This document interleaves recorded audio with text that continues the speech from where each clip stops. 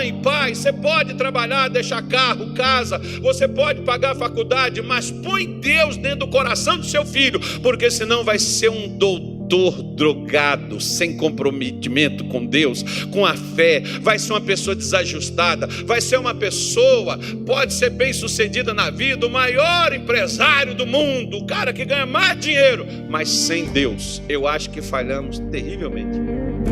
Se assim for com a gente, não tem problema, seu filho não vai ser pastor, ele pode ser governador do estado, ele pode ser presidente da república, ele pode ser o que ele for, mas antes de tudo, ele é de Deus, porque ele é geração que veio de dentro de você, que foi gerado na oração, no jejum, na palavra, naquilo que Deus deu a você, porque é tu e a tua casa, não é só você que Deus quer, assim como não é só nós que o demônio quer, ele quer nós e a nossa descendência também.